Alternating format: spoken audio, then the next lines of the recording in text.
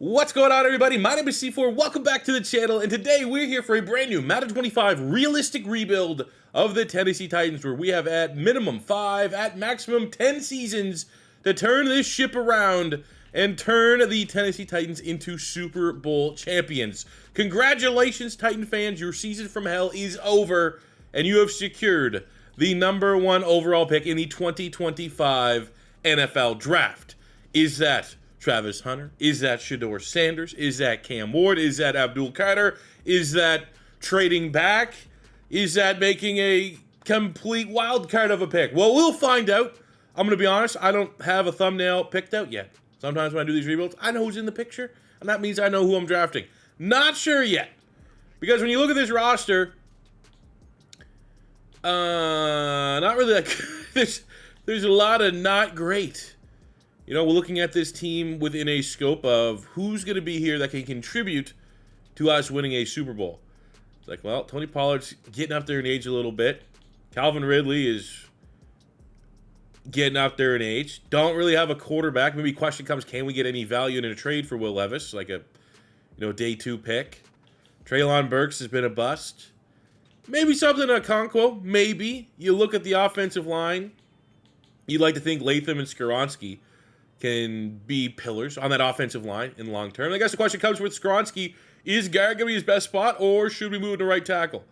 Personally, I feel like there might be more value with him playing at tackle, which is where he played in college, and they just moved him inside to guard.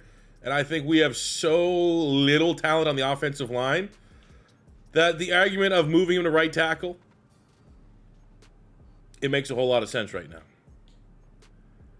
So that's what we're going to do. I'm going to move him. I'm going to try him back out of tackle. Maybe he's a better guard than a tackle. But he is 1,000% a player that can play both positions. Look, he already takes a morale hit going to right tackle. But I like to kind of like, if I'm viewing big picture this Titans offense, I like seeing that I got my 2 bookend tackles that I can work on improving the interior. But there's questions everywhere. Who are going to be our skill position players? Who is going to be our quarterback going forward?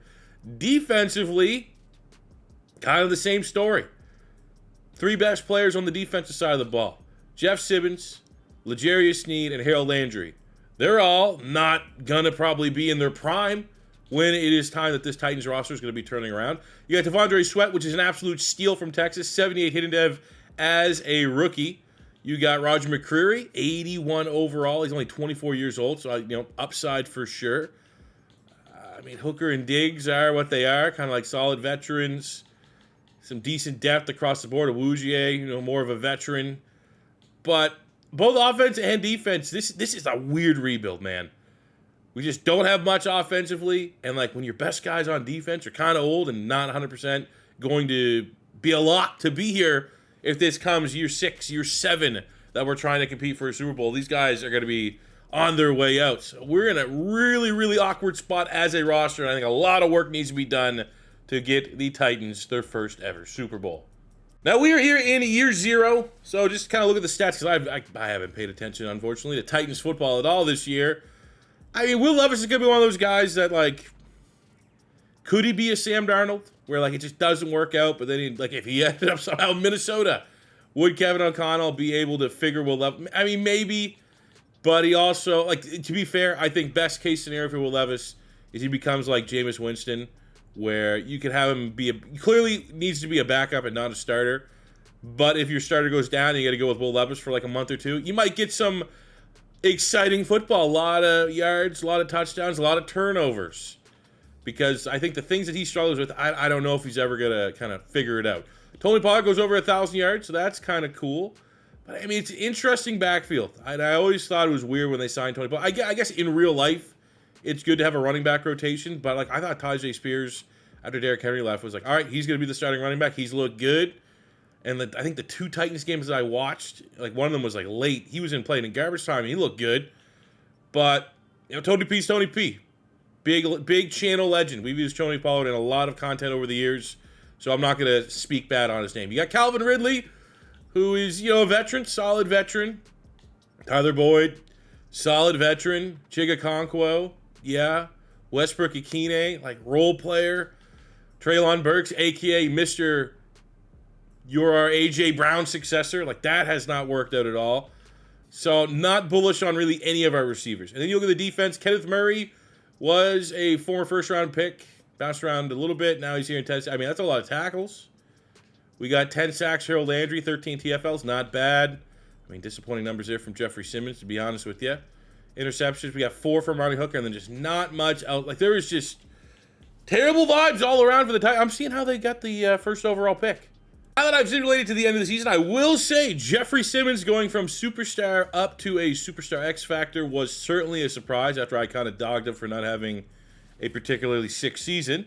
But a huge addition is Roger McCreary going up to a superstar. At only 25 years old, still plenty of upside for him to develop into a corner one, potentially for the Titans defense. You know what? I'm going to put a C on his chest. Been a big fan of him since his Auburn days. So the whole thing about doing these now year 0 starting point rebuilds is I am missing any of the in-season negotiations. So it really comes down to, like, I get one shot. We got Stonehouse, our superstar punter. Let's be honest, with the state of our roster, can't really let him walk. He's one of our most valuable players. And that's a mantra. We've talked about it before. Shout out to the Raiders of years past. We're like, that's how you know you're a bad team. When, like, one of your top 3 players is a specialist, things are not that great. I'd like Verdun's on a 1. He might want a 2, but I'll take him for a 1. That's just a stopgap at right guard, not a complete liability. Westbrook Akine. I wish there was some interest there. He's been like an underrated player. You got Treylon Burks, 5th-year option. Absolutely going to decline that. Quandre Diggs, he's a rental. We got to get younger. Jack Gibbons at linebacker. We kind of have our 1-2 punch already with Murray. And is Baker, but Baker's a free agent. 28.77. Gibbons is 26.75.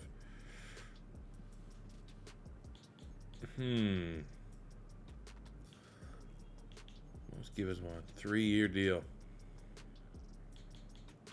You know what? I mean, Gibbons is homegrown. We'll try to side here with the homegrown player.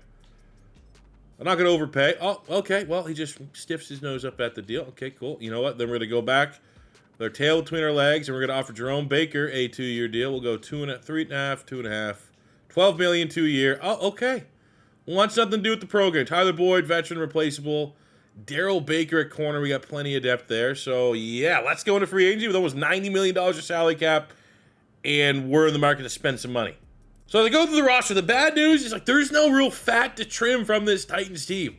A lot of the contracts, you're locked in. There's not a lot of breathing room that you can create. The good news is, well, we have 3 corners that we feel pretty good about. Obviously, Awuzie is a little bit older, but still solid for the time being, and we have much bigger problems than trying to get younger at this position. But our corner 4 was Jarvis Brownlee, who was a 71. I looked at his stats, and I you know what? This guy could be a safety. A little bit slower for a corner at 5'10", 194. Definitely not height, weight, speed. But he goes from a 71 at corner up to a 73 at free safety. I was just kind of looking at the stats. I was like, oh, he has 67 tackle, which is, I mean, not crazy, but 75 hit power, 74 pursuit. I mean, at minimum, that's a lot better than Owens, who was our current starting free safety going into the offseason. And with Brownlee, he's a normal dev, but get on the field as a sophomore. And you know those normal dev players sometimes just get a good role and become star devs in the blink of an eye. Maybe that will be the case here for Brownlee. So look at our targets in free agency. Don't have crazy money, but we're going to try and make a couple improvements. A couple depth moves here. Kendrick Green, honestly, just a Band-Aid starter, 70 at left guard. Looking at Sherwood with the top bid, he's 25.74, but does have that star depth, so gives us some upside at middle linebacker. And Wharton would come in as a defensive end in our scheme, have a competitive bid. I'm going to be honest, I don't feel super great about many of these names. I don't want to get in a bidding war for this guy either. Oh, that 1 year 5. Does that put us back at top of the? There we go. Suck it, Detroit. So what we do is actually we go here and we whiff on everyone because no one wants to go to the worst team in the league. Great. So we came back on a second wave and we just got depth. Josh Paschal coming over from the Detroit Lions. A little bit undersized, but believable as a 3-4 defensive end. Probably as small as you really want to get. We got Alex Austin, a 70 overall, 24, just depth corner. And then we got Jodman Davis, a former first-round pick, with the intention here of moving him inside to middle linebacker. Now, I think he's probably playing outside because he's just twitched up. He's a big freak of an athlete, but hasn't been able to put it all together. But we're going to see, hey, maybe if we move you back inside, we got the scheme and system. Wow, he goes from 70 down to... All right, we're actually going to go with Jodman Davis, and we're going to move him back outside. We need a linebacker. There's one guy that'll never let you down in Madden, and that's Troy Anderson. So without further ado, the Tennessee Titans are on the clock with the first overall pick in the 2025 draft. And beyond this first pick, the good news is that we are almost in BPA in every single selection. This roster is that damn bad. But with the first overall pick, I think you're in this situation for a reason, and that's because you don't have a quarterback. I think Tennessee could potentially be one of those teams this year that if they don't love the quarterbacks, which they could, and they maybe can't find someone to trade down with, which they could look for a veteran quarterback in real life, and I think in real life you're going to get a much better veteran quarterback role than what we got here in this sim, where it was Russell Wilson like nothing else. So I think in this situation, we are kind of forced into taking a quarterback.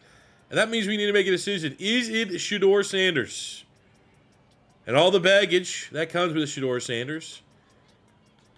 Could it be Drew Aller, who's still in this class? I think he should declare this class. I think if Penn State keeps keeping on in the college football playoff, he could very well be the first overall quarterback selected. Or do they go with Cam Ward, the very talented quarterback out of Miami? Who, if we're looking at this, it looks pretty good. And I honestly think that if Tennessee does decide to pull the trigger on a quarterback in the 2025 NFL draft, they're going to be put off by Shedeur Sanders. And we all know the talk about Shedeur could pull an Eli Manning if he gets drafted somewhere he doesn't want to go. A little bit of a holdout, don't draft me. And I think Tennessee's probably on that list. If I'm Deion Sanders, I'm going, no thank you, not Tennessee. No one's going to know about my kid. No one pays attention to Tennessee. It is what it is. So with that, we're going to select Cam Ward. Now, true value is probably the one position you could throw out the window when it comes to quarterbacks because it is what it is. But what we have here...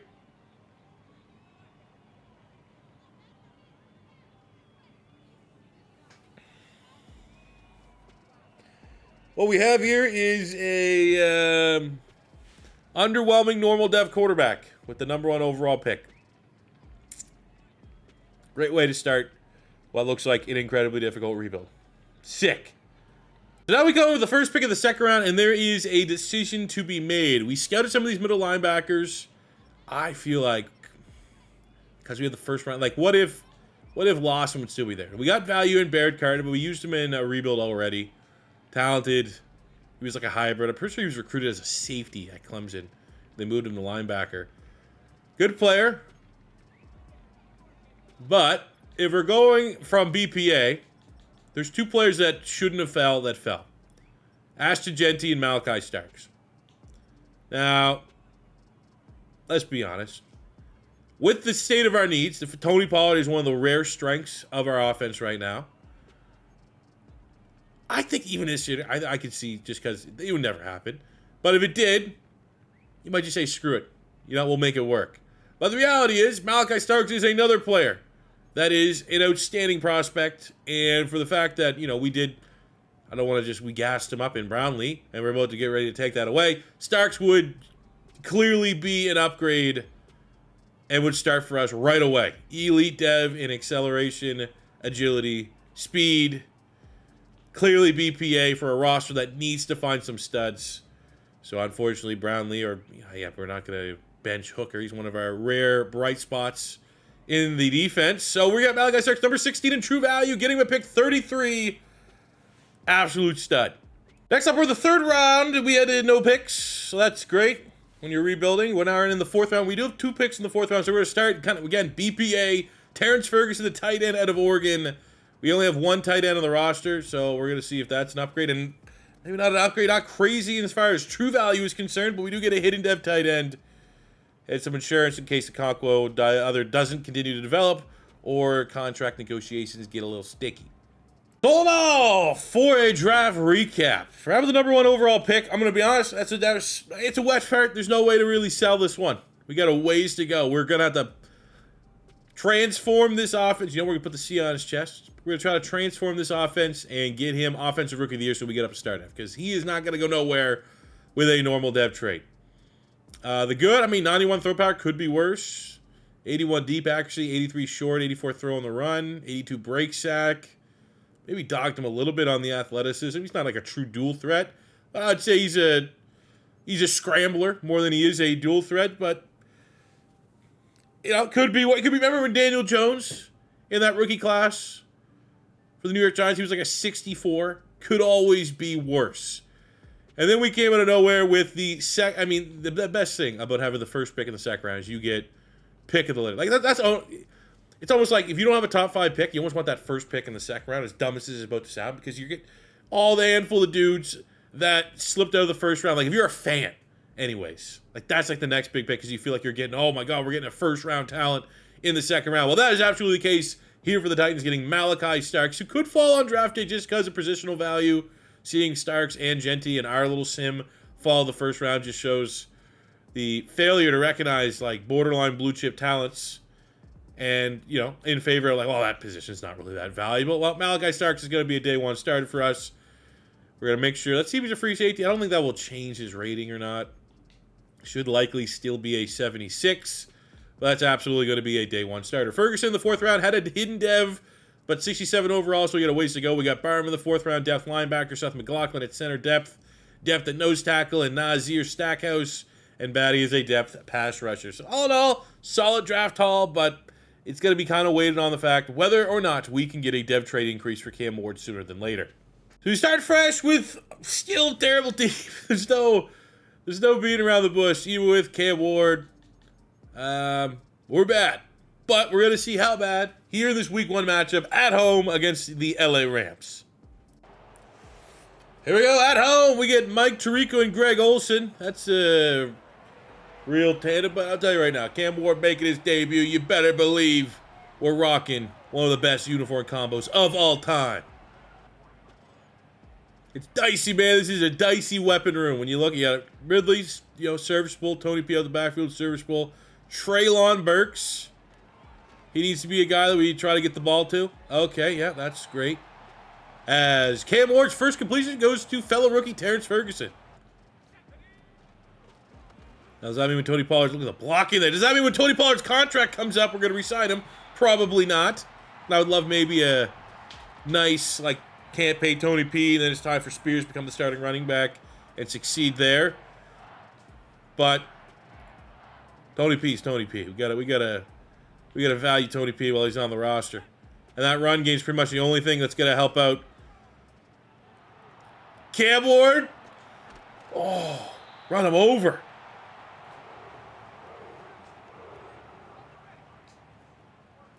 I should just run this, but we're gonna try and get him his first career passing touchdown on this opening drive.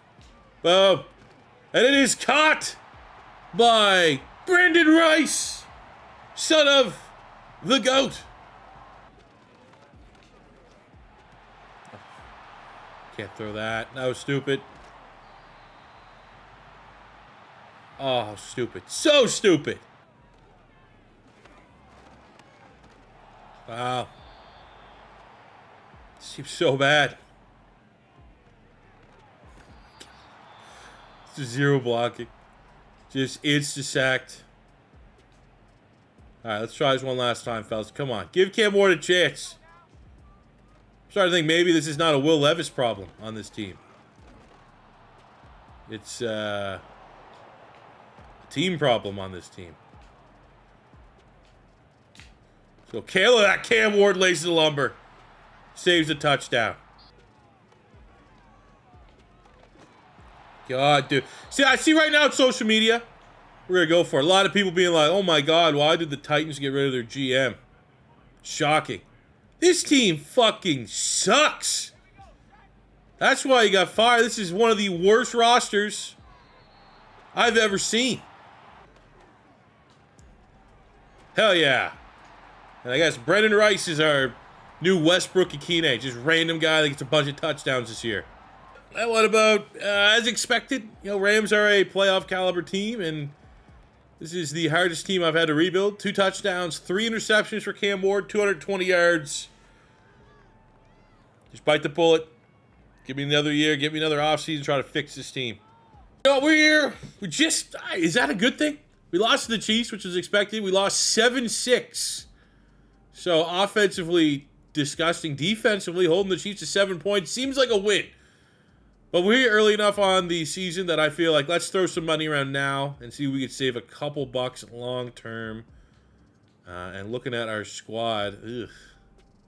Again, with a Conco, I feel like Ferguson can replace him. Even though we're not necessarily like having to really budget because we have a lot of money, but I do feel like when we can budget, maybe try to. So we have Monty Hooker, no problem. Trying to give him 3-year 24. Locked up, he's a Titan for life. We got Roger McCreary, you're not going nowhere. While you want a 5-year. We're going to go 5-year. See if we can go with 40. Might have to go up to like 42, 43. Psych! And the superstar corner locked in for the rest of his prime. Oh yeah, baby. 45-0 loss to the 49. We're rolling. Holy shit, we won a game. Hell yeah, fellas. 21-10 over the Saints. See, Justin Fields. Yeah, we got something nice here. Cam Ward, turnover-free football. Find the positives. 3 rushing touchdowns. Under 50 yards, but 3 rushing touchdowns. Calvin Ridley, 84 yards. Defensively, okay. Harold Landry with the sack. We got a pick for Murray and L'Jarius Sneed. At least we're not going 0-17. And our second win of the season against they're lowly in the Seattle Seahawks, 22-14, and a player of the week performance out of L'Jarius Sneed, who gets 2 interceptions on the day.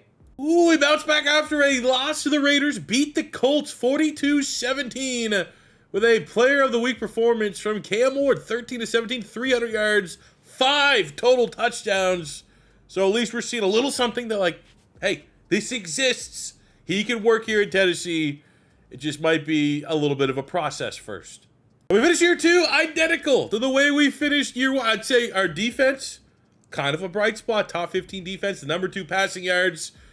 So that's good, but we go 3-14. And in case you are wondering, is 3-14 much like year 0 giving us the first overall pick? Yup, it sure is.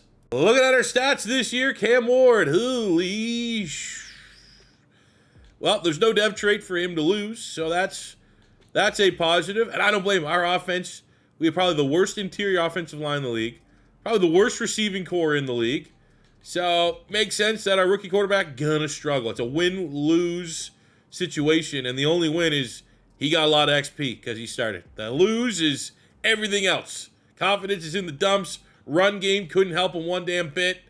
Receiving game, Calvin really tried his best. I put Terrence Ferguson when we decided we weren't going to sign. I just put him in the slot because we had nothing else there. So, like, that's kind of a bright spot. Ferguson for a rookie tight end, 700 yards, 3 touchdowns. Might be able to build off of that, but it's not looking great. And then you look at the defense. Kenneth Murray had a bunch of tackles. Troy Anderson with a bunch of tackles. We had 11 sacks from Jeff Simmons, so that's solid. 6 sacks, Harold Landry. Rest of the numbers kind of pedestrian. 4 picks, Sneed, Awuzie. I mean, interception numbers, not bad. Give credit where credit's due. That's pretty solid. Never great when your mid-round tight end finishes higher than your rookie quarterback in Offensive Rookie of the Year voting. The question now becomes, well, you got the first overall pick. Who the hell are you taking? And this is a year that I would much rather this pick to be next year because I'm looking at Jeremiah Smith. I'm looking, you're looking elsewhere there, but as far as first rounder is concerned, I mean, looking at the top 10, we got options. You want to go O-line, but I mean, at the top of the top, DJ U's brother would be a beast. Ruben Bain would be a beast. I scouted wide receivers this year, so we'll see if we can find a stud that way. First piece of business of the offseason, offensively, not good enough. So what we are going to do is we're going to hire a new offensive coordinator, one that has quarterback guru, so that our normal dev quarterback that was a little disappointing of a pick, we're going to try to give him as much of a kick in the ass as we can for development. And there's only one QB guru. What is his scheme? In case we can flip the schemes. Buffalo. I don't like the Buffalo scheme. We'll keep Tennessee's. So in closing on another disastrous season, Ferguson's going to step up as our new starting tight end. No dev traits up or down for anybody else on the offense, which is expected. Defensively, somehow Jeff Simmons keeps his X factor. Don't know how that happened.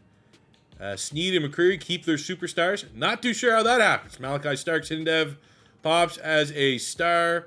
We lose a dev trait on Arden Key. Yeah, that is what it is. No complaints either way for anyone going up or down. To start the offseason, we are actually going to pick up the 5th-year option on Skoronski. Why not? We go to free agency, pretty piss poor. I'm actually right now kind of regretting picking up the 5th-year option on Skoronski because we're going to have plenty of money to give him a contract extension right away.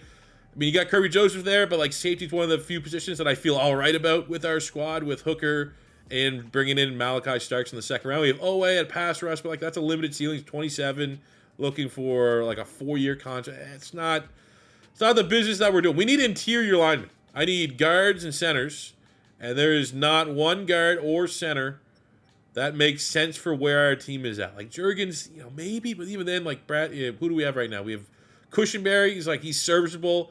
Falele, like no interest, so I'd have to overpay to bring him in.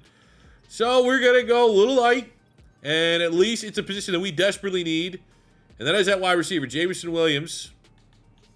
And we can't lose this one. We'll run that up. We'll go 3-year, 49.5. Can't lose, man. We've missed out last year. We whiffed on all the. We probably did. Whiffed on all the free agents last year. This is the hardest rebuild we're probably going to do. And this team sucks, and no one wants to come here. We'll go to a secondary option and bring in the Canadian, John Mechie III, and give him an opportunity to start in the NFL. And right where we were a year ago, first overall pick of the 2026 draft. Take a look at our selections. So our focus scout this year was wide receiver. And we got a couple guys for sure. We got a top 5 talent in Zakarian Branch, who actually transferred to USC. First round talent in Tate. But like now, look, let's see. There's not a gigantic drop off here. And I think if we wait till the second round to go after a player, Ayo Minor, Canadian, compare him with Mechie, make a little Canadian bias. But look, we got first, second round talent on Surratt, on Trey Wilson. We got it on Barry and Brown. Got some value here. Dion Burks, second, third rounder talent. A little bit late, Antonio Williams from Clemson, third, fourth rounder. We got a second, third on Noah Robinson and a Robert Morris. Hell, that is, but I think there's value at wide receiver if we wait. So that now means, well, where do you go with the first pick if that is not where you are selecting? Well, looking at the big board here, all positions, we got Ruben Bain Jr. who's a first rounder. We got TJ Parker, who's a first rounder. We have DJU's little brother, Mateo Uiagalelei. I think we just make the best pick of those 3. Get a pass rush out. So Ruben Bain has A power move, C finesse move, combine all greats, not one elite, which is a little suspect. TJ Parker. Oop, no, I don't want to draft you yet. Has A power move, B tackle, any elites. He has elite change of direction, ran a 4.51. All right, he is in pole position to be our pick. Little DJU's little baby bro, who I'm going to say probably of these 3 is the most impressive that I've seen. He has A power, B finesse, so the best letter grades, and his combine is, close. It's like if you want to go letter grades, you go Mateo Uiagalelei, or if you want to combine, you go with TJ Parker.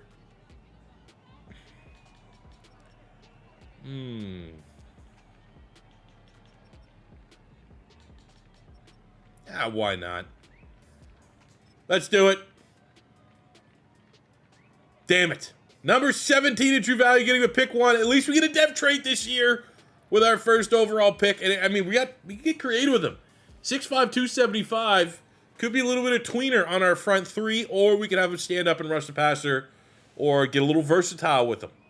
All right, in the second round, we are absolutely going to be grabbing a wide receiver and looking, of course, the Canadian's gone. But we're in a great spot. We have 2 players here. We have Barry and Brown, playmaker from Kentucky, all D's. But the combine is, I can't do it, but in good conscience. Eugene Wilson, Trey Wilson. This is a slot wide receiver that has also deep threat ability, 8 deep route running, 4.4. You're dogging a little bit on speed. You know what I'm going to do. I need a wide receiver. There's a Florida Gator. That is a great selection at the top of the second round. And we're going to go and get him. And he's number 33 true value, getting him at pick 33. Please have a dev trait. Let's go. We are wide receiver 1 this year. We're going to look at Giovanni El Hadi, the guard from Michigan.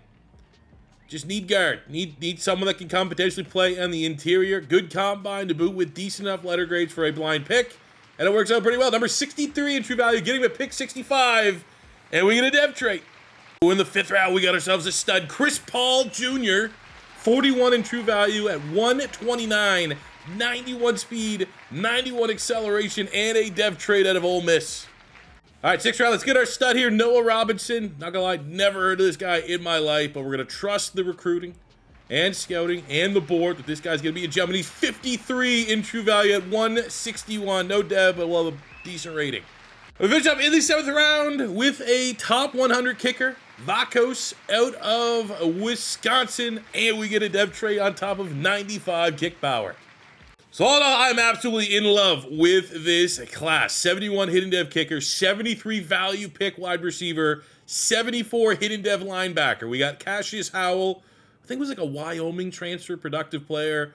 Thought, honestly, the measurables would help a little bit. 67's a little low. Al Hadi is going to be a day one starter for us at guard. 72 with a dev trade. Trey Wilson, Eugene Wilson, but Trey Wilson, 74. Did he have a dev trade? Yes, he did. And he's going to be likely our wide receiver one. We're going to definitely put him in the slot, and he should definitely eat. And at pick 1-1, happy with it. Could have been better. Could have been worse. When you come off first round pick, even if it's Cam Ward, we know what he is. But still, 73 normal from a year ago. 76 with a dev trait is a big upgrade. And what we got here is 85 acceleration, 86 strength, 81 speed, 81 power move, good agility, good pursuit. This guy's a monster, man. Definitely, in my opinion, in terms of draftable players for this year, 2025, I think about the draft class we just passed, and next year, this is the bubble when you're talking about some of the top tier. Abdul Carter. You're talking about TJ Parker. You're talking about Ruben Bain. You're talking about Uyagale. He's probably the most impressive player I've seen for Oregon in flashes. Just needs to find a little bit more consistency. And if he finds that consistency, he can likely play himself in to the conversation for pick 1-1 in 2026. One of the developing stories out of training camp, Tony Pollard is 29. So that means he is washed, which gives a great opportunity for the 25-year-old Tajay Spears, who was a backup behind Derrick Henry, who showed some flashes, and then was a backup behind free agency signing Tony Pollard, and showed some flashes. And I think this season, we're going to have to pivot to Tajay Spears as RB1, and he earned it in training camp. And this is what fans have been waiting for all training camp. What is the number one overall pick going to look like in the passing drills? Against an offensive line, let's be honest, all last season was pretty much, get that last one star there, pretty much under mid. This guy looks gigantic. I know, what is he, 6'4", 275. He literally looks like it created, like look at the size. He looks twice the size of my lineman. And look at that, he's not gonna fall trap to the, we might miss 1x1 there. But the Super Mario Brothers level here of, look at that. Oh, you're gonna do that. I'm gonna throw you there. I'm gonna smash him through the target. But yeah, he legit looks like, if you told me this guy, he's built like Sean Oakman. He looks like he's 6'8", 290 pounds, runs like a deer. Get out of there, boom. Get out of here, boom. Get out of the way, and we're just gonna destroy the quarterback. Give me the gold medal. Hype at an all-time high for this Titans pass. They haven't been this hyped with the Titans pass rush since they had Albert Haynesworth. I think now's also a good time. Sell on Will Levis. Whatever teams missed out on quarterback and they went through training camp and be like, this is not good. We got Braylon Allen. That's an interesting option from the Jets. Gives us a 3-year younger running back than even Tajay Spears and a power back option, which just feels right for the Titans to have a power back. And then we got the Pittsburgh Steelers offering us a 75 overall guard who would walk into our lineup as a starter.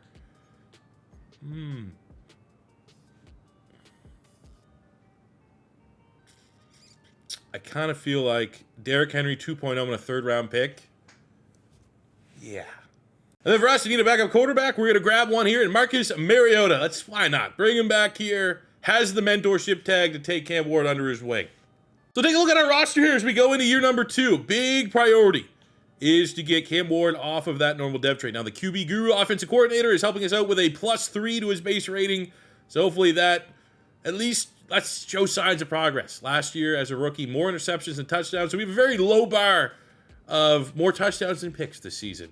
Tajay Spears is now our starting running back, and honestly, even with the trade of Braylon Allen now, getting that power back in Tennessee, kind of phasing out Tony P a little bit, but I'm going to do right by him.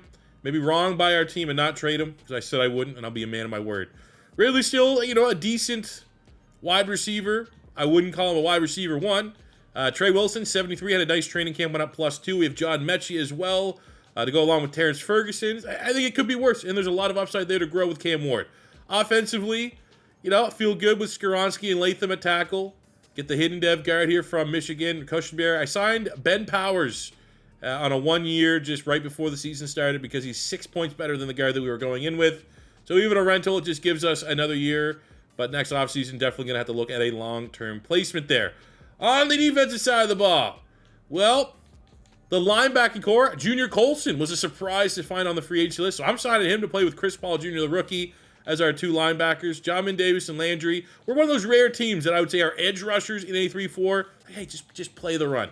Let Jeffrey Simmons, let Uwe Ungalale, let them just rush the passer. And then we get to find, I feel real good about that front 3. Secondary, Uge the veteran, Sneed the veteran, McCreary, both with superstars. You have Malachi Starks, you got Hooker. I think we have definitely an underrated secondary. I think an underrated defense. They played better than our record showed last year. We just need the offense to take a step forward this season. I think we did enough to at least be better than a 3-14 team. No, we're 0-7. Okay. Now I'm in a great mood. Let's look at players that want to get re-signed. Yep. $116 million. J.C. Latham. Probably will pick up that 5th-year option. I feel like Colson's a solid developmental linebacker. I'll give him a little bit more. He's only 23. I would just say at 70. Yeah, we'll come back definitely for him. Landry, where's he at production-wise? He's been, like, solid. Well, he has no sacks this year. So, I mean, kind of end of an era there. Need to phase him out. You got to produce. You're not producing, not getting a contract. And you know what? Let's commit to Spears here. Get him for the rest of his prime. I mean, 4-year, 24 for a running back. That ceiling's probably going to be high 80s. I think that's a nice contract. So we finished up year number 2. We were 0-7, and we finished 6-11. So that's a decent stretch. Looking at our rankings, defensively last year, we could hold our heads somewhat up. Not so much. Defense regressed this year. Offensively, though, 16th in points in a top 10 passing offense. Weird seeing a Tennessee Titans team, however, not have at least like a top 15, top half of the league rushing offense. Take a look at our stats here. Cam Ward was top 10 in passing yards, top 5 in passing touchdowns, which is what we want to see for the young quarterback. 14 interceptions, still a little high, but you know what? For a normal dev, he could be flirting with a star dev. And ultimately, I mean, with those rankings, usually, unless the interceptions hurt you, a top 10 in yards and touchdowns should do it to get him off that normal dev. Under 1,000 yards running for Tajee Spears. Don't feel great about that, considering we just gave him a contract extension. Receiving, 82 catches, 1,100 yards, 11 touchdowns for Trey Wilson, 1,000 for Calvin Ridley, 8-7 for Ferguson, 7-7 for Mechie. Happy with those numbers across the board. Love seeing the rookie pop off like that. He could be a contender for Offensive Rookie of the Year. Defensively, Chris Paul, the rookie, with 131 tackles. Uwe Ungalale with 12 sacks as a rookie. 15 TFL, 7 sacks for Jeffrey Simmons. Acceptable, 7-5 for Devondre Sweat. I mean, I'm happy that at least these guys are playing well. 5 picks, Sneed. 5 picks for the sophomore Malachi Starks, as we love to see. 4 for the superstar corner, Roger McCreary. I will give credit where credit's due. The interception numbers, overall, even though our defense, ranking-wise, not that good, I'm pretty happy with the box score stats. Wow, Cam Ward, it's way down there. You got to look for it, almost like small print, but did make the MVP shortlist. Trey Wilson wins Offensive Rookie of the Year. Ayo Manor, who was the other player I was considering if he fell to us, coming at 2, so it's good that we would have been right with either one of those picks. And Defensive Rookie of the Year. Wow. Wow, 3-5, huh? I thought we had that as a lock. The great news coming out of our rookie class. El Hadi star dev, but Trey Wilson. This is before Offensive Rookie of the Year is a superstar dev, and you gotta figure there's always a chance that he could roll another dev trade with that award. And on the defensive side of the ball, Paul, he'd be one to watch. With his production, wouldn't be shocked if he goes up dev trade, but Uwe Ungalale, not surprised. I would have been very disappointed if it wasn't at least a superstar for the #1 overall pick. And you know what? We'll reward him with putting a C on his chest. What a beast, and excited to see what he can continue to do going forward. I feel like he's definitely a guy that's going to be perennial double-digit sacks, maybe even try to challenge for the sack record. And look at the dev trades. Terrence Ferguson goes up to a superstar, and we get the star dev trade increase on Cam Ward, which, honestly, Yeah, it kind of sucks at 0-7. We're like, oh man, are we going to be Jeremiah Smith, Ryan Williams? Are we going to get one of those S-tier players? 6-11, kind of played ourselves out of that unless we really want to be aggressive and trade up, which I won't rule out, but I'm leaning towards nah. But our big goal this season, above all, was to get development at a Cam Ward, and we got that. On the defensive side of the ball, did not get the double dev trade on Paul. Thought there was a chance he'd be superstar, but Malachi Starks gets star up to superstar dev. Had the production, had the turnovers, proven that he can be a ball hawk. And even though there's just somehow, some way, a disgusting regression on a 23-year-old player, I'll take the dev trade. Start the offseason by picking up the 5th-year option for J.C. Latham. That still gives us over $100 million to be aggressive in free agency. Going into free agency, we have a lot of money, but it takes two to tango. We need a guard, and not a guard that's going to cost $20 million a year. So we were out on Tyler Smith. But I think I may have potentially found a nice little value pick. And I don't mean, I feel like coming off a 6-11 season, we're not quite there to be competing for Super Bowls. I'd like to get maybe more in the conversation for competing for the AFC South. But we got here Miles Frazier, 24 years old. It must have been a UDFA, 72. Clearly sticking out for like his upside. He's like 4 overall points better than the current starting guard that we have. So it's kind of like a draft pick. I feel like there's like a 2nd round draft pick. Plug and play. Let's let him develop at that position. The big need we need is edge rush help. And I went after George Karlaftis. Unfortunately, the Rams overbid. And I don't even know if he's going to be able to play like stand-up edge rusher. So we're back in kind of that same position where it's like, doesn't look great. And I'm probably leaning towards, like, we could bring Landry back on a 1-year rental. He doesn't have mentor. You really wish he had mentor, because my plan is I want to grab one in the draft. Top pick, try to get another edge rusher. I feel like the fact that we have no one there, we have so much money. He might retire after this year. Why not? So we had our private workouts. Wide receiver still a need, even with Trey Wilson having the year he did. You need another guy. We got Jeremiah Smith. Ryan Williams could definitely be in play. Top 5. We got a 1st-round grade on Cam Coleman, which looks good. Ryan Wingo, you wouldn't hate that pick. Couple value. Micah Hudson. London Humphreys. Let's see. I always like to see if there's like a steal buried somewhere down here. I got a little one here in Junior Sherrill from Vandy. Well, we feel good about like at least the information we have on wide receivers. Other need is pass rush. And we got a top pick. So let's see. We got Jordan Ross, Tennessee. Let's see. We're going to be around that, 11-15. Williams Winery from Mizzou. Boom. We'll check you out. And then, Colin Simmons would be great. Exceptional pass rusher right now in college football, but maybe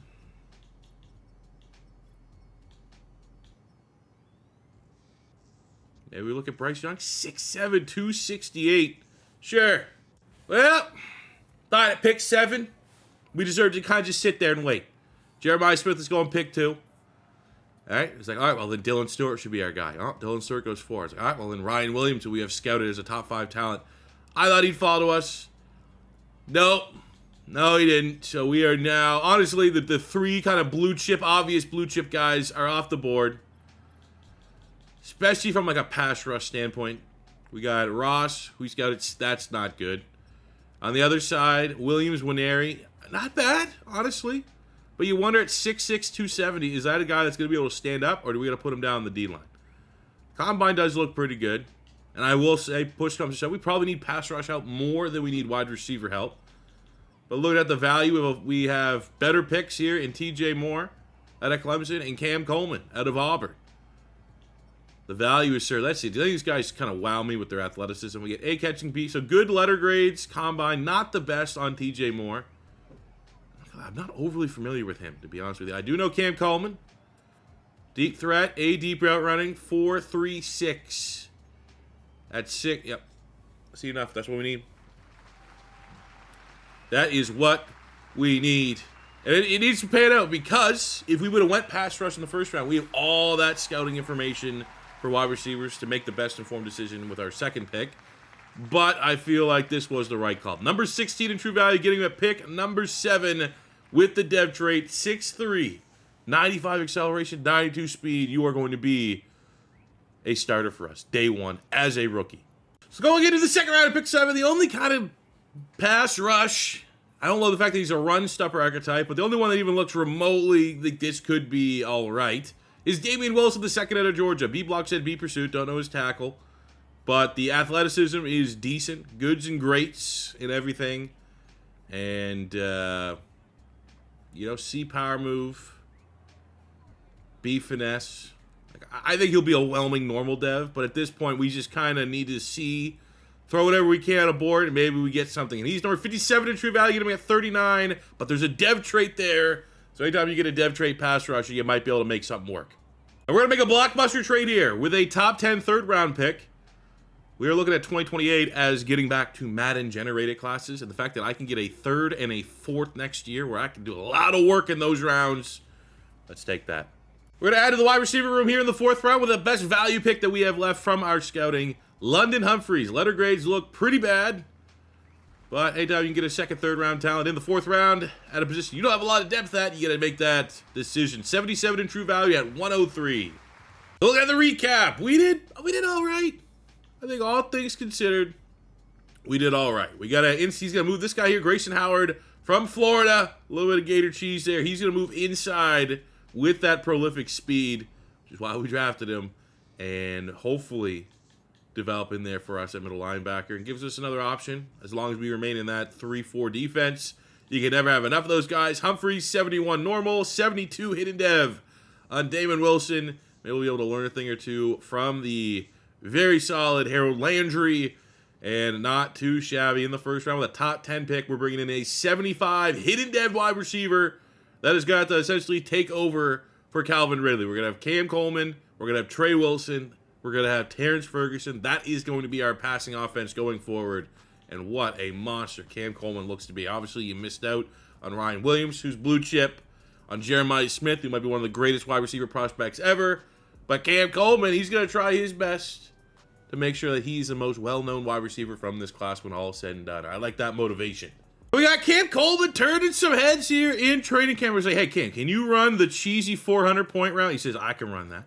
We go, oh, Cam, can you run the 500-point deep route? And he says, as long as your quarterback can get that football there.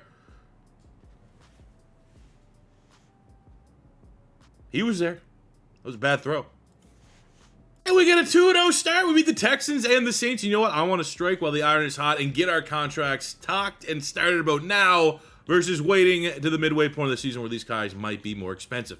Over $200 million. I don't think I've ever had a rebuild yet that we've had that amount of salary cap space. So what I'm going to do, we're going to start with the punter. When you have that much money, you keep your good players in-house, even if they are specialists. So the punter, locked in.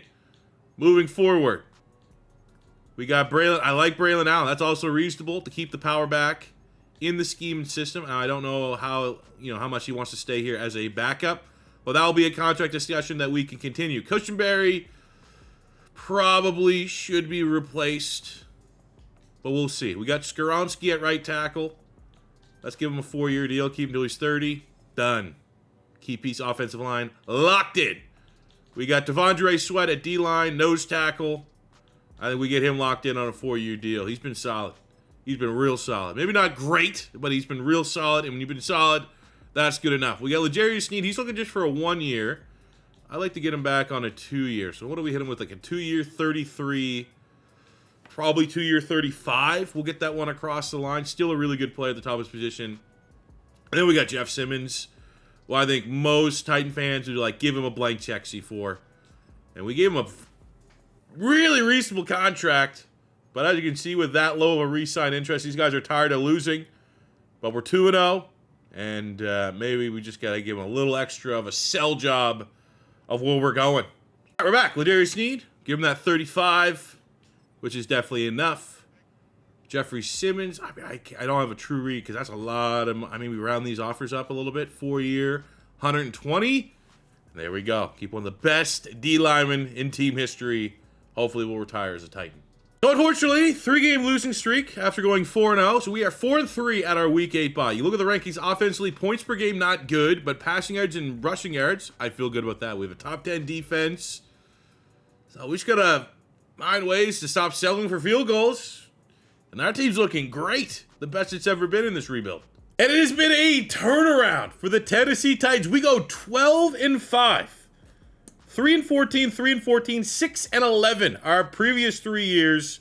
But we've drafted our asses off. We go 12-5 with a decent looking offense, but an elite defense. And we are the 2 seed in the AFC. But more importantly, with a 3-way tie in the most competitive division in football, the Tennessee Titans are AFC South champions. Statistically this season, Cam Ward, very good, maybe superstar dev good. 4,300 yards passing, 39 touchdowns, 12 interceptions. Our run game giving us a little balance, I suppose, but definitely not a strength of this team. But our passing game is in a rhythm. 86 catches for Trey Wilson, 1,200 yards, 19 touchdowns out of the slot. We got 1,100 yards, 10 touchdowns from Cam Coleman, the rookie, who that is definitely Offensive Rookie of the Year caliber. I'm interested to see where his stat line stands up next to the Ryan Williams and Jeremiah Smith. Mechie with 880 and 5, 660 and 3 for Terrence Ferguson. Pretty happy with those numbers across the board. Defensively, Chris Paul Jr. with over 100 tackles. We got 9 sacks, 16 TFLs for Uyagalele, which is acceptable, but a little on the low side, especially on the sack front. 14 and 7 for Simmons, 16 and 7 for Sweat, and we only got 9 and 3 from the rookie Damon Wilson. So it's a lot of room for improvement, and our interception numbers have been great in years past, a little bit down this year. You're the best of the best for the rookie class as Cam Coleman wins Offensive Rookie of the Year in the AFC, beating out Arch Manning, beating out Ryan Williams. Just from the NFC side, who won it? Oh my God, Jeremiah Smith, 3rd place. So we feel real good about that wide receiver selection, and then we got Grayson Howard at linebacker winning Defensive Rookie of the Year. For the first round of the playoffs, we get a divisional rivalry matchup against the Jags. So a top 10 offense, top 10 rushing offense, top 5 overall defense, the #1 rushing defense. They're pretty good. There's no other way we cut it. We do have a massive advantage on the offensive side of the ball. They have a massive advantage on the defensive side of the ball. And we're about to see, does offense win championships or does defense win championships? Here in the wild card round, it is offense.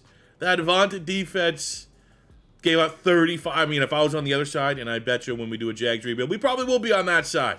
We're just like, oh, that great elite defense still gives up 35 freaking points. But maybe that is just to highlight where this Titans offense is at. We are firing on all cylinders. 300 yards, 2 touchdowns, no picks. A clean game from Cam Ward. Running off, I mean, hey, we're not getting a lot of yards, but 2 rushing touchdowns, it counts. Trey Wilson, 146 yards and a touchdown. Terrence Ferguson getting a touchdown. And defensively, no sacks, but 2 picks on the day. Chris Paul, Roger McCreary, and the Titans are gearing up for a run. With that, we've earned the right to take down, hopefully, at home, a very good Buffalo Bills team. They're 88s across the board. It's kind of surprising that their defense is more highly touted than their offense, but we know offensively, they got Josh Allen, they got James Cook, they got players. Keon Coleman develops nicely. And we're on a run. There's no other way to put it. 27-21 with a Player of the Week performance from Cam Ward with 3 touchdowns, over 300, almost 400 yards on the day, rushing and passing. Taking a little looky-poo at how this one happened. Well, it was close. Came down to the wire. We scored early and kind of held on to our lead to dear life. Cam Ward out-duels Josh Allen, 3 touchdowns, did have the blemish of the interception. Our run game was a little better than it has been weeks past. Cam Coleman, the rookie, 12 catches, 129 yards, and 2 touchdowns. Trey Wilson kind of kept quiet, but the one time he did make a play, it was for a touchdown. Defensively, just definitely struggling to get sacks, which has me a little concerned. Chris Paul gets his 2nd pick of the playoff run. And with all that being said, it sets up... I mean, we got the cheat code standing in front of us. There's no other way to put it. But I'll be honest with you, we got the 90 overall, 14-3 Chiefs standing in front of us with the #2 offense, #1 passing offense, top 10 rushing defense. I'm proud of what we built here in Tennessee already through 4 seasons. Even though it's year 3 because you got year 0. I think we got a shot. Let's grab a front row seat and watch our guys take down the juggernauts and get to the Super Bowl. Cam Ward going against Patty Mahomes. I like to think, you know, hey, L'Jarius Sneed might know a thing or two from his time in Kansas City. They get a sneaky pick on Patrick Mahomes, or knows a look that he's not going to like and can bait him into something big. But it is a monumental task for our team that's kind of going on a Cinderella run here a little bit. You know, you got the big final boss. And it is, well, hey, we got 2 straight scores in the third. You have a competitive everything to play for in the fourth.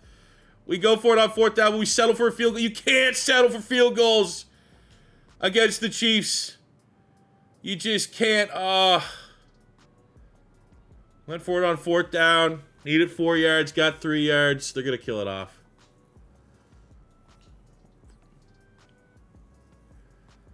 Oh. I don't want to. I don't want to have to come in. But the fact that we have a chance. 90, what is that? 96 yards. No timeouts. No! We'll try.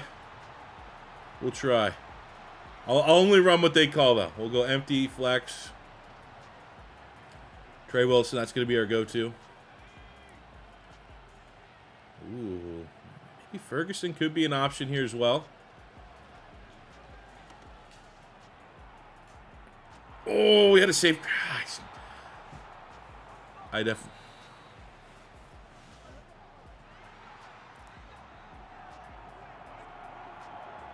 Fuck! We'll be back. We'll be back. Now, luckily, the Chiefs didn't go on to win as they fall to the Eagles, 38-24 at the top of the screen there. That's a double. What we need to see is we clean out our lockers on a disappointing end of the season. What kind of dev traits? I mean, a lot of people were up for dev traits. Cam Coleman goes from star to superstar. We did not get one on Cam Ward, which is interesting considering he's top 5 in touchdowns this year. But top 10 in yards, and the criteria certainly moves up and jumps up a bit, trying to get the superstar dev trait. So that's a little bit of a bummer. Defensively, what do we got? Sneed regresses. I mean, he's getting old. No dev trait. I thought Howard, defensive rookie of the year, would be in prime position to go up a superstar. Lose the dev trait regression on Hooker at safety. Look at that, he did go up, and then he lost it.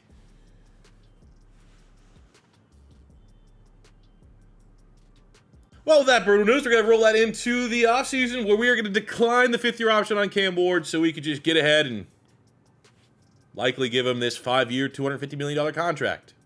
So that's a double whammy of losing the way we did, because now trying to win with a roster on a rookie quarterback contract, it's, you know, we got next year. We got next year, and then it's going to get a lot more difficult. But looking at this offseason, we need a center. I feel good about all of our skill position players. I don't know if our running back's going to change and give us that Derrick Henry production at running back. I just don't think we're that team anymore. So, offensively, get a center, which probably find one in the draft. Defensively, definitely need a pass rush. Could look at a younger, strong safety, and we need a nickel corner. Doable.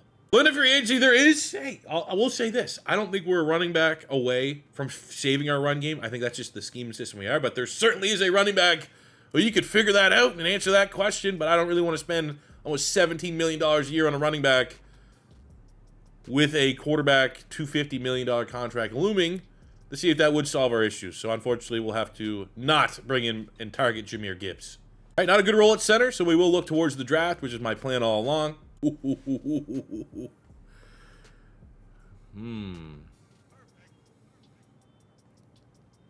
you could put Jalen Carter on the line, and then we could move Uyunglele to edge rush. And then it would be Jalen Carter, Jeff Simmons, Uyunglele is our... Just make sure there's nothing else. Because if there is nothing else, I think we're going to go for it. We need a nickel corner, but we can grab one of those. And I mean, hey, Lassiter would be an outstanding. And you got Tarheep still. Is there any value nickel corners? Clark Phillips looking for $4 million. So we'll go Clark Phillips. There you go. There's a nickel. I feel like, honestly, we could probably just draft a nickel, now that I'm looking at it. I want all hands on deck. Oh, it's so expensive. But I think it'd be worth it. I think it's worth it to go for it. So let's go 15. I'll go 15 and 20. That'll be our offer. $140 million for, I mean, that's a steal, I think, for Jalen Carter. We're not even in the top 5. Okay, what would it take to get us in the top 5? What's very player friendly? Does that, and we round it up. Let's round this one up. We'll go 16 and 21. I mean, that might not even still play us into contention. Look the fuck out. Let's go! Also want to be known that Uiagalelei goes from 89 to a 91 when I moved him from the line to a stand-up edge rusher. This is going to be disgusting. Considering, like, our subset, which is primarily on the field, is going to be Jalen Carter and Jeff Simmons. We'll put Jalen Carter at DN, Jeff Simmons at D tackle with Sweat there if we want to, play the run a little bit. But DJU, this should work. So we have our 3 focus spots here, and what we need is center, and we need a third corner. Could use safety as well, but we got Hooker. He just lost depth trade. He's still a solid start. So looking at our centers here, the one that is certainly standing out to me, outside of the one that's going in the first round, because where's he projected to go? He's projected, we're going to have a late pick. He's likely not going to be on the board. So when you look at secondary options, it looks like Snyder here out of Auburn and Spiegel out of Miami. Got a lot more A's on Spiegel, so we are going to scout him just to be sure. And I also feel like if we had the blind pick, Snyder does look solid, but you'd have to probably pick him with our first round pick where he's at. Now we need corner help. And looking at what corner is going to be available. So we kind of just need to start here at Malone. Even then, honestly, we probably should just start at Bernard. Try to make the most informed decision that we can. Easiest starting point is man zone. Who has interesting... So we got A, but DA, AD, CC. AB on Tehran Singh at a USC. That looks pretty interesting. Yeah, just trying to blind pick here. Singh's definitely standing out. Bassie, he's supposed to go 15th, so that's going to kind of play. So you'd love to see maybe even a CB. Can we get a CB roll? And I mean, it's also just wishful because you're looking for like maybe this guy, Langham, but he's going in the first round too.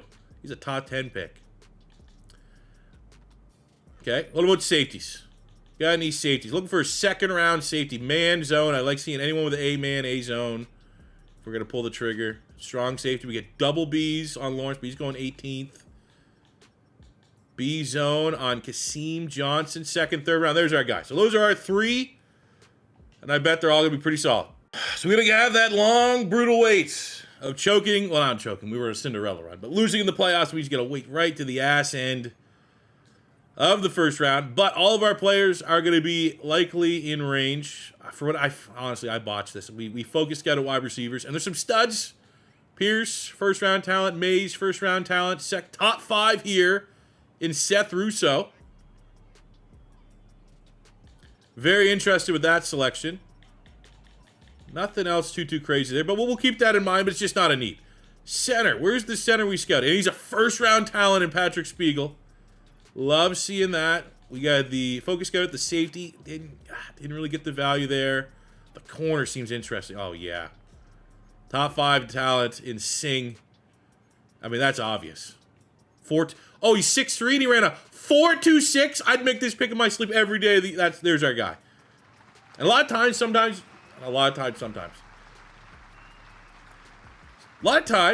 you get the guys that have high letter grades, they kind of have, like, decent combine, and they're usually normal. But the fact that this guy ran a 4.2, number 1 at... I don't care. Normal dev, whatever. Number 1 pick at pick 30, hell yeah. So I think we're going to get a little aggressive here.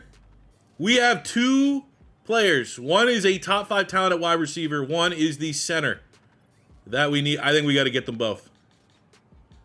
We still got Russo here at 99, who's top 5 talent. And we have Spiegel. And I think we get the guy that's the need, because we need a starting center.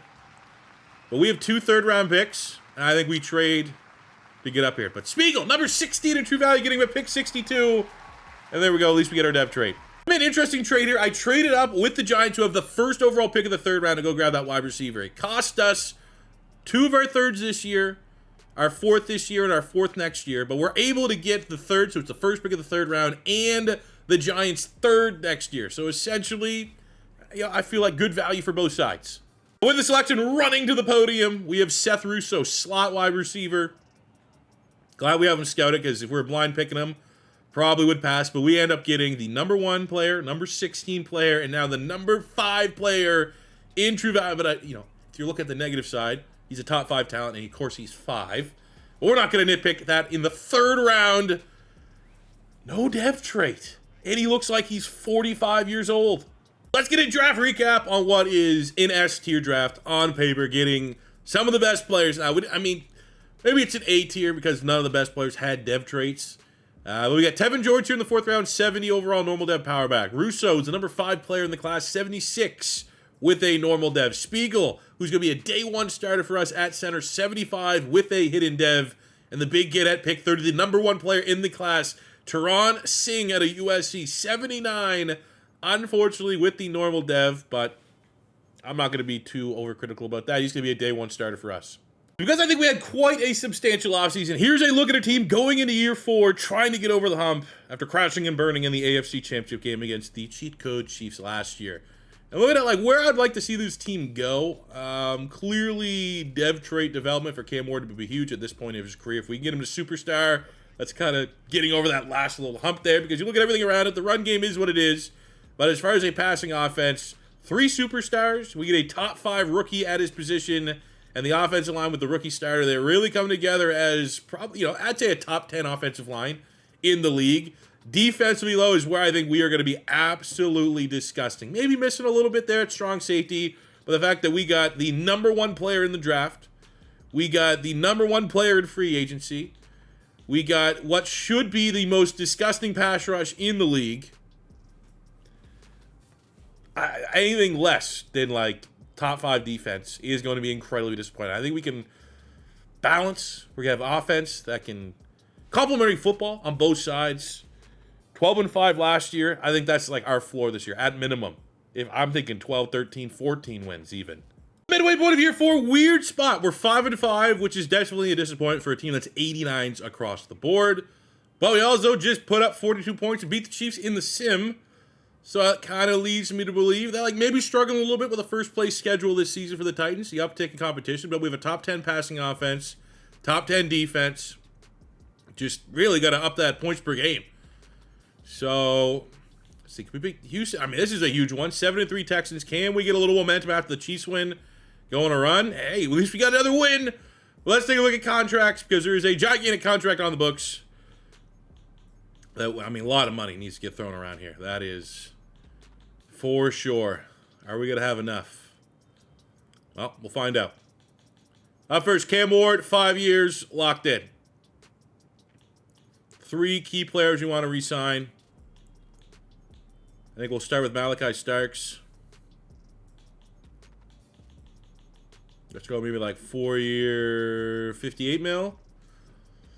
Okay, probably 60 gets that one done. I think we go player friendly on Latham, 6-year. 6-year 196 he declined, so you figure 6-year 200 he would pick up. And then we have Terrence Ferguson, who's actually been one of the rare sims where the tight end is a valuable piece of the offense, plus a homegrown talent. So we got him locked in. We have enough money, as long as the player is willing to stay here, to get Starks and Latham.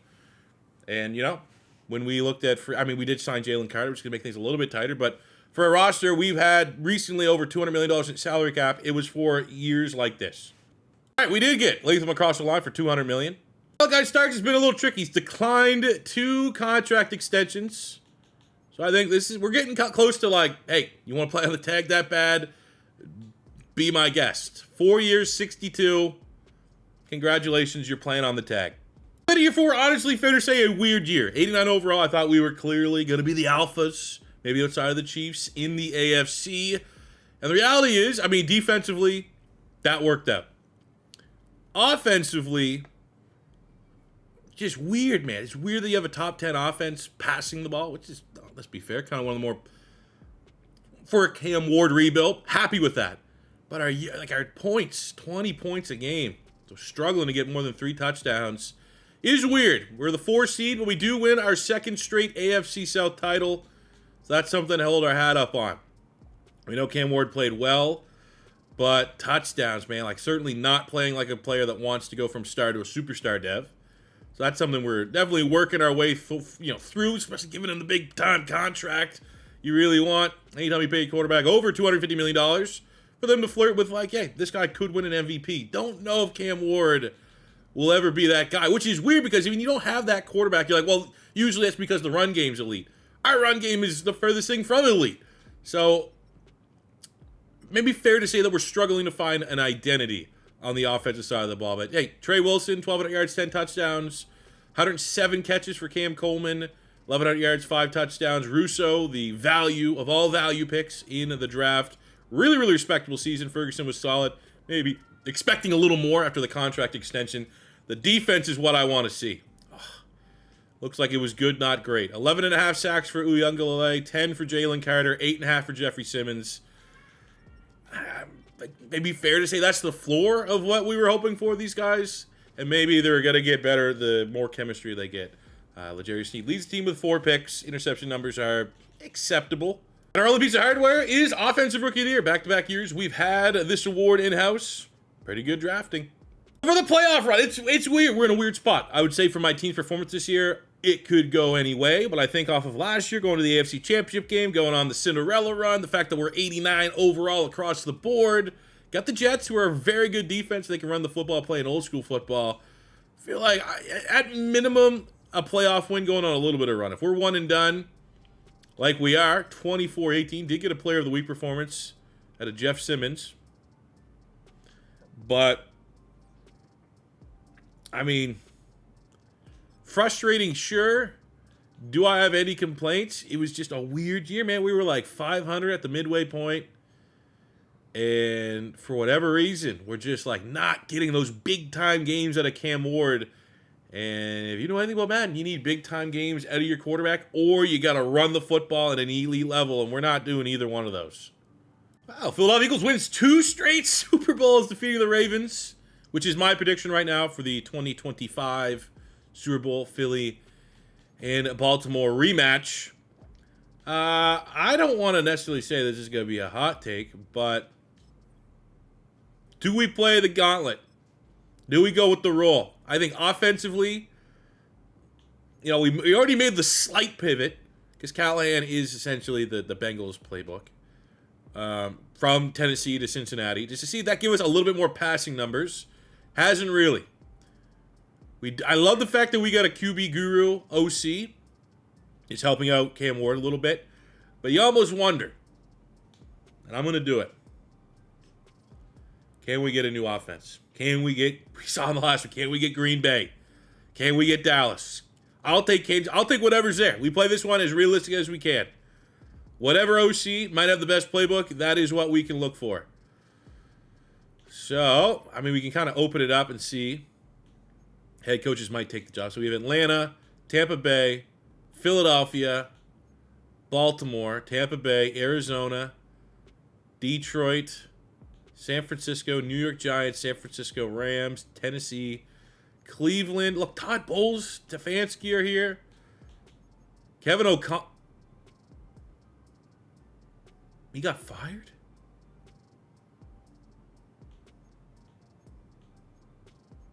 Kevin O'Connell got fired? He's arguably like the best coach in the league. So looking at just the straight up OCs. Oh my God. I won't do this one because we just did that one. We just did that. But you know what? If Kevin O'Connell recently fired, easily everyone would be screaming. That is who we want as our offensive coordinator. That is what we are doing. We know Minnesota is a potent, very potent offense. West Coast zone run. I mean, it lines up with our scheme as well. I'm excited to see it. So as we clean out our locker, look at the dev traits. Russo was normal dev. Wins offensive rookie of the year, goes up star dev. Spiegel was hidden dev, just a star, but overall, no one going down on the offense after a kind of underwhelming season. is certainly a win. On the defensive side of the ball, Jalen Carter and Uyunglele are up from superstars to X Factors, and maybe that's the missing piece for these guys to go absolutely buck wild next season. Singh, who was the #1 overall player, normal dev, gets a dev trait as well. So looking at our team, I mean, go to the offseason, a strong safety upgrade is a must. But I think everything else looks pretty good. Offense, defense, we're rocking and rolling. Maybe, again, Miss Fraser kind of having a limited ceiling. See if we can draft a hidden dev guard, but we're laughing for where our roster's at right now. During the offseason, we're going to pick up the 5th-year option for Uyunglele, and we are going to franchise tag Malachi Starks with a plan early next season to get him under a long-term contract extension. Holy, I've never seen Josh Allen be a free agent. Limited budget now, $28 million. Need a safety. I focus scouted safeties. Wow, we got Jeremiah Cooper there as an X factor. Can't afford that. Strong safeties. They're like a budget baller. Love Sidney Brown being there, but he's 29, so that's kind of a limited ceiling. So I think we're probably going to have to draft one there and roll over our limited salary cap. What a free agency period, man. What a dreams. Look, superstar corner. Franchise tackles are all over the place. What a roll. Now that we need a safety, we were able to focus scout both free and strong, and we got some good picks. We got Antoine Wofford, who should be available to us at our pick. We have Dobbins, who should be available to us as a kind of last-ditch option. Or Gilchrist. I mean, we would have to trade up, picking at 20. Love the fact that he had A-man coverage, A catching, B tackle, B hit power, very well-rounded. But I definitely we're going to be keying in. Watford would be a hell of a pick. So I picked 23 in the 2029 first round. Is this safety still on the board? Ooh, now we got a call to make. So Gilchrist, A-man, B tackle. See, I almost think we go with the best athlete. And he ran a 4.46. Goods. No elites. But I don't hate it. We have Corey Dobbins. D-man definitely sticks out like a sore thumb, and no necessarily elite traits, so that screams like a normal dev player. And what about Antoine Watford? B, C-zone, first-round talent. Good athlete as well. What was Franklin? I feel like I didn't even scout him because I didn't think he'd be there. I think we go with the athlete. Go with the guy might not have the best, grade to the true value. But I think there's definitely going to be a dev trade here, and that's what you need. 23rd true value at pick 23. Fuck. God damn it. Oh, we can take 2 swings at it. Get the other safety. The lesser of the two, but maybe this one has a dev trait. And it just adds some competition there. 30 in true value at pick 55. Of course, this guy is a dev trait. Cool. And then we need a high upside guard, and I think we have that here in Kevin Parker. A pass block, B run block, elites. Bench press could be a little better. Actually, let's double check the centers, because there's nothing at left guard, but I kind of just zoomed past the centers. And there's a couple A block. Ooh. I mean, now these guys are a little light to say that they can just play guard. Bench press is not much better. What about this other guy? What's the bench press on Rutherford? Are you strong enough? Oh, he's... I think this guy's going to be our guard. Strongest player of the 3, ergo should be able to kick inside. 46 in true value, and we get the dev trade. We have a second, third round pick, and Parker still... I think we just keep doubling up. At worst, I mean, you could shuffle these guys along the line. Parker looks like a stud. 39 in true value with a dev trait. So I think with the change in offense... to have a draft like this, where we got Britt, and we were just the fast linebacker cheese. It is, I don't get pat myself on the back. Not a position, just clearly a BPA. Then we get Parker, who's a 74 hidden dev. Rutherford, 74 hidden dev.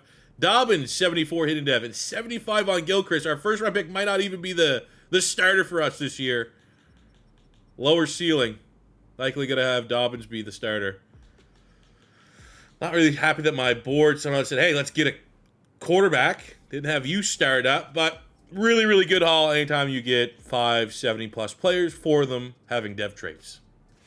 I guess we can also, now that we're in the generate class, take a little peek. Who else is good? The 80 overall corner here going to the Raiders. Pretty good. I mean, I don't know. It doesn't scream generational. or anything like that, but that's number 1 player in true value. Get a tackle, running back.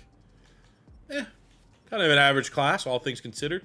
We come into year 5 of this rebuild as a 90 overall team, and I think as soon as you break that threshold, you enter Super Bowl or bust territory. This team is, at worst, like a top 3 team, if not the best roster in the NFL. There is not a weakness on this team. The only weakness is the consistency of the face of the rebuild in Cam Ward. Some seasons he's been great. Some seasons he's been good. Got to get back to that. And you'd like to think the hiring of Kevin O'Connell, who is an absolute steal of an offensive coordinator, he is going to get the most out of this offense. He's going to get the most out of Cam Coleman and Wilson and Ferguson. Maybe not save the run game, but I think he will be the QB whisperer, the guru that we need, even though he doesn't have QB guru as one of his skill trees. That is going to be able to take Cam Ward to another level. That's our gamble there. Defensively, good luck. I think we have the best defense in the league. You know, the one weakness, we brought in 2 really, really good players. And you know what? Realistic rebuild.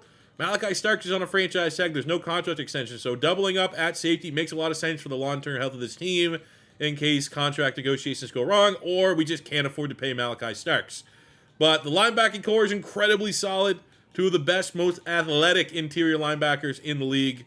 Maybe we don't have like that true X factor at corner yet, but Singh, who was the number 1 player in last year's draft class, already went up a dev trade and kind of getting the vibes of like sky could be the limit there. But this defense will go as far as Jeff Simmons, Jalen Carter, and Uyunglele will take us, and I think that'll be pretty damn far. So we are at our bye here in Week 11. We're 6-4, which is a little whelming to say the least, but we're on a 2-game win streak going into the bye with a real nice win there over the Buffalo Bills. Top 10 offense, so Kevin O'Connell's kind of doing his job, but knowing what I know about this game and the Vikings offense, very surprised to see that it's our run game that stepped up and not our passing offense. But our defense is playing at an elite level as expected. Here could be the bummer news. We only have $24 million available cap. Oh my God, and all these starters. Okay, well. No.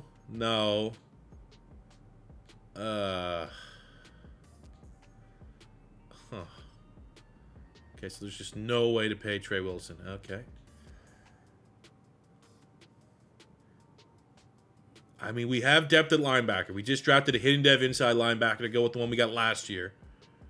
So an argument could be made that maybe Starks, then we just double drafted. Like, let's see if we'll take this offer. Jesus Christ, man.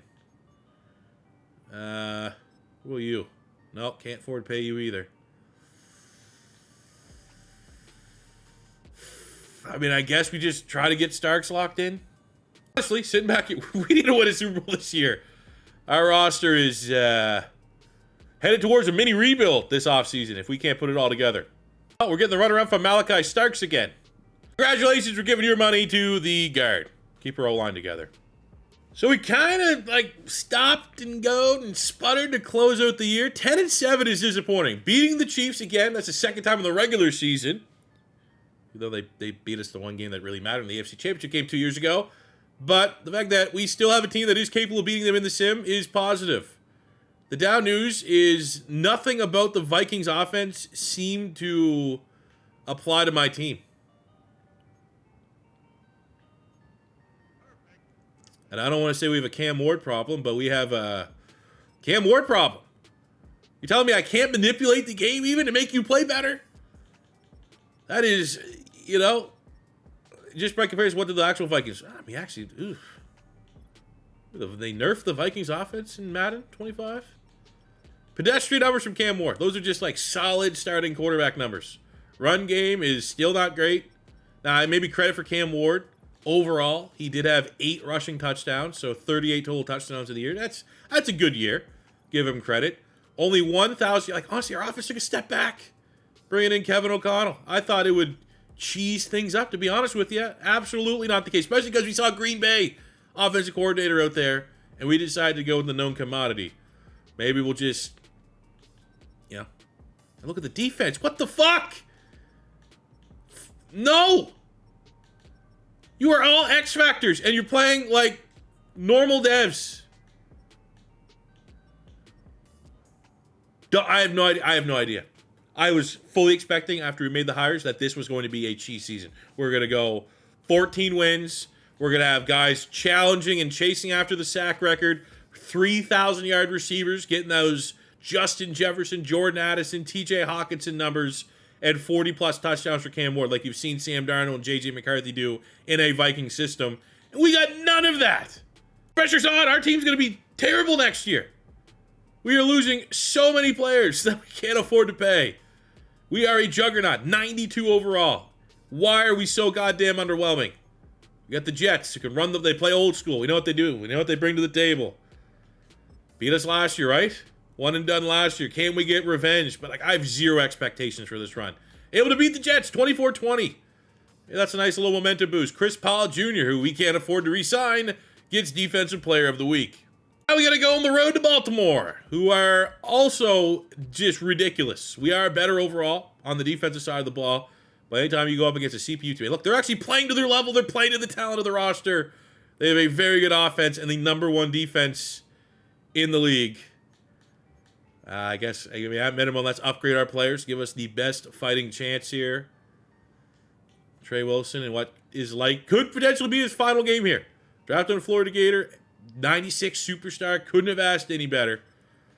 But we will see what our team can do. It's not even like we're getting hot. It's not even like, oh, now we're starting to get the Kevin O'Connell offense.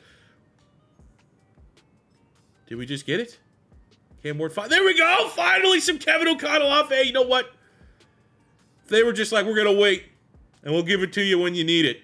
Against the Ravens, and now against the freaking Chiefs in a rematch from 2 years ago's AFC Championship game. If we can put up another 40 and have 5 touchdowns. This was an overtime thriller. 400 yards, 5 touchdowns, an interception for Cam Ward, but maybe his best game. Braylon Allen, look at, run game has just been non-existent. Cam Coleman went off, a hat trick of touchdowns for Trey Wilson. We got after with the tight end defensively. Sack and a half, getting after him. Love, not crazy numbers, but it's tough against the Ravens and Lamar Jackson. We get a second swing at the... I think we hop in here. I think we treat this like a Super Bowl. 3 chances. We lose. Maybe I'll embrace a little mini rebuild. We're probably going to set the team back a season and gonna have to regroup next year, and maybe we won't be super competitive next year. But it's been a minute since I've had to rebuild within a rebuild. Also, it would be pretty cool if the team that showed up against the Ravens shows up here today. Because if that team shows up and plays like a 92 overall team, plays like a 93 overall offense, plays like a 92 overall defense, we're going to win a Super Bowl. And this rebuild's going to get a big old check mark for our third Madden 25 realistic rebuild. But, got to beat the final boss here. You know what? Let's give a little magic. Let's get a little of that Oilers magic. Come on. We know what it takes to beat them. We beat them in the regular season. We can't let their voodoo powers continue to creep into the offseason, the postseason. We hold them to a field goal, but we're not doing a whole lot of offense. I don't think we've had one play in their half. Now it'll be time to hop in now. Please don't have this clock be running, because we have a timeout. So I should not be coming into a game with the clock running like it is. Bubble go right there. In case it's his last game. You never know. Trey Wilson. Lethal. 97 slot wide receiver. And then we scored over the second half. And we're going to the 4-point lead. 4th down. They go for it on 4th down. This is Kansas City picking up into Mahomes mode. But we are in the red zone after a pass interference. We got a 4-point lead with 1:56. 4th down and goal. I'm going to mess this up so bad. Oh, it's on the 1. No. Where's Jalen Carter? Come on. Oh, we get home on 4th down. It's the defense. Chris Paul Jr. And Tennessee is slaying the dragon. The final boss croaks 21-17 here in year 5. Mahomes can't believe it. The Tennessee Titans avenge our year 3 AFC Championship game loss. That's an exotic-looking winter coat. Full chest exposure. That's like something you'd see in the 80s. But on a 3-touchdown performance, the Titans are going to the Super Bowl.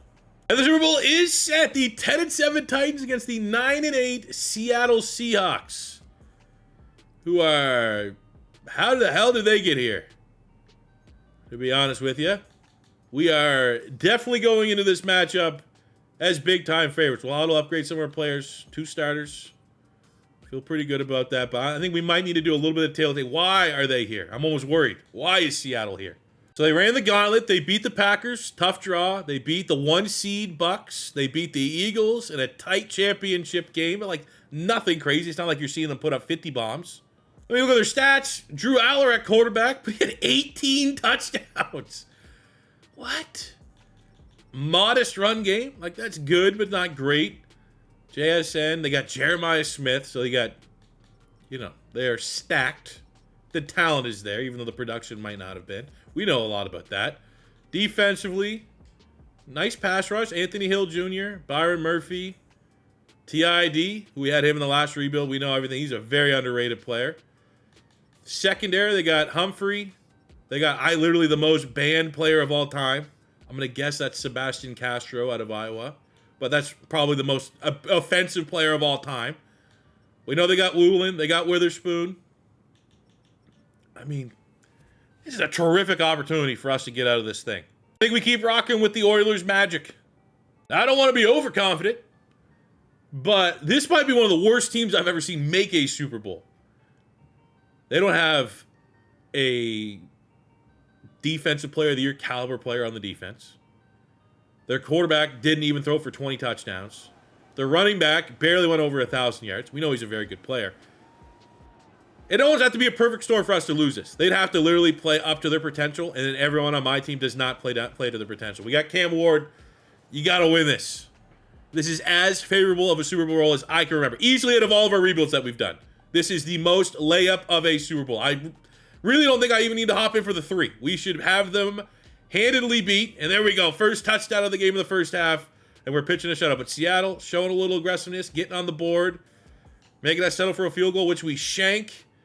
And we are now trailing by a field goal in the 4th.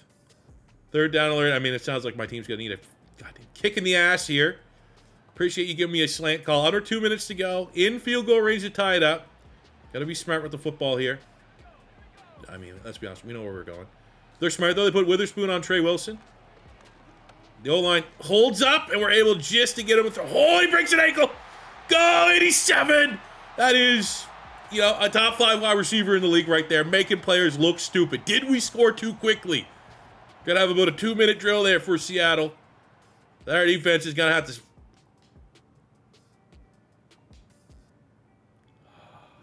I think it's time. We got 3 times to cash in. I usually don't play defense. When I got Jalen Carter on the defense, we're going to play a little defense. 41 seconds, 4th down. We stop Mahomes on 4th down. What does Drew? We're getting double T. Jalen Carter. Give me that. No, it's dropped.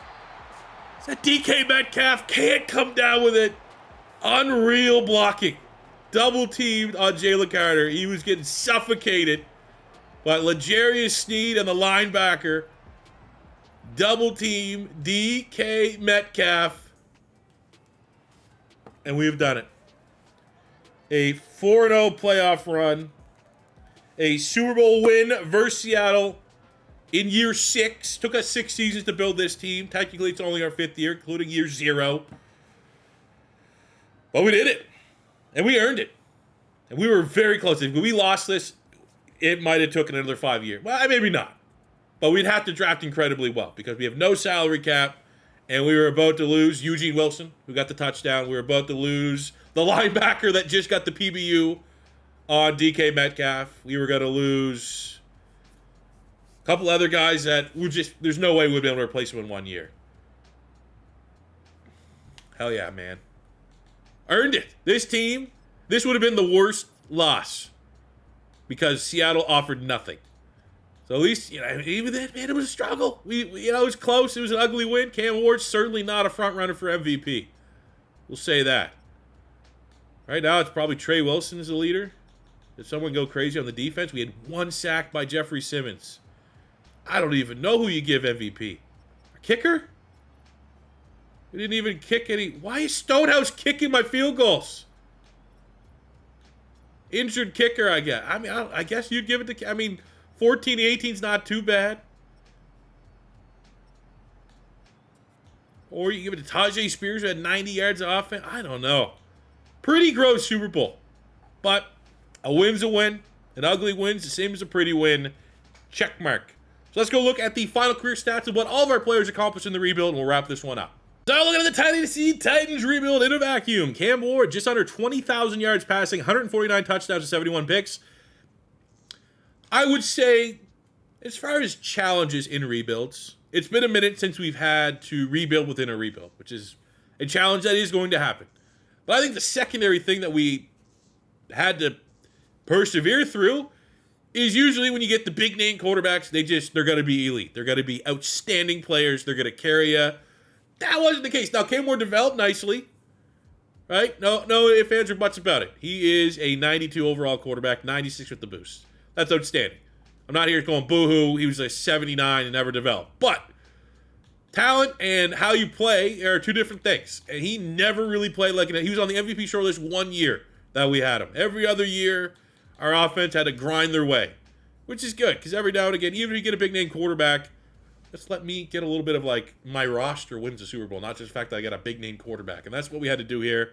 Tajay Spears, 43, 4,400 yards, 29 touchdowns. Our run game was really never an asset, which is wild to say as a Titans team because that's what they're known for. Receiving, Trey Wilson was elite, an elite pick. 4,600 yards, 52 touchdowns, average over 100 a game, almost 130 a game. Baller. Ferguson was a steal. Got him as a backup for Chiga Okonkwo. Decided to develop him. He developed into a superstar tight end. Cam Coleman missed out on Jeremiah Smith and Ryan Williams needing a wide receiver. We got the third option. Pretty damn good third option. Ended up winning Offensive Rookie of the Year that year. So that was gigantic. Defensively, well, I really was hoping that like this trio would set records. And they were just good. Not bad enough to say that they're underwhelming, but they were just good. They were just fine. 73.5 sacks, over 100 TFLs with Jess Simmons. Absolute legend. Uyunglele was very good. I think he's a player that I probably would want to draft again, maybe in a 4-3 defense rebuild, see if that does anything different. But he was a terrific pick, and we had a lot of decisions. He's a number one overall pick. There was other players that year that we could have went with, and I think ultimately he's like, I don't know, maybe like kind of like a Jadeveon Clowney, where he's like really good, but maybe not elite enough to feel like, oh my God, home run, first overall pick. I don't know. Sweat was really solid for this whole rebuild. McCreary, 21 picks, 27 there for Snead, obviously splitting time between us and the Chiefs. But McCreary was incredible. Malachi Starks, Mr. Franchise Tag himself, was a solid pick. Great value pick for him falling to the second round. But I think, honestly, tail of the tape of this rebuild, how we got this Super Bowl in year 5, is not on the individual players that we were able to draft and develop. It's the team as a whole, which is not always the case. Honestly, that's almost like a rarity for these rebuilds. Because this team, we never really had a guy that like 100%, that's the reason why we won in any given season. Trey Wilson had a couple big years. Cam Ward had a couple nice years, but like, again, never was over 8th in MVP voting. Never had more than 40 passing touchdowns. It's just like this offense, when you needed it to, we could win it and beat you in a couple different ways. This defense never had that S-tier pass rush, but we had an A-tier pass rush and an A-tier secondary. And those combined with two really, really good linebackers, off-ball linebackers that can make plays, force turnovers, get TFLs, game-wreck run games. It's this defense across the board, shutting teams down and playing at a very high level. Maybe never played at an elite level either. I think that's kind of where we're at. Neither offense or defense were ever unanimously like top 3 in the league. But talent-wise and how they played, like we were always, top 10, closer to 5 than 10. And you put all that together, and you're able to get a Super Bowl victory. So that'll do it for me today, guys. I hope you guys enjoyed. Please, please, please, please let me know in the comment section below, and you hit that like button about what Madden 25 realistic rebuild you want to see next. And when you leave me a team, give me a player or two that you really want to see from college football on said team, in said rebuild, and maybe I can do my best to make it happen. If it's your first time stopping by, don't be afraid to hit that subscribe button. And until next time, it's your boy C4 saying peace out, love ya, have a good one. Next time you see me, hopefully I'm not losing my mind because the Eagles lost to the Green Bay Packers on Sunday. Should be a good time. I'll see you then. Peace out.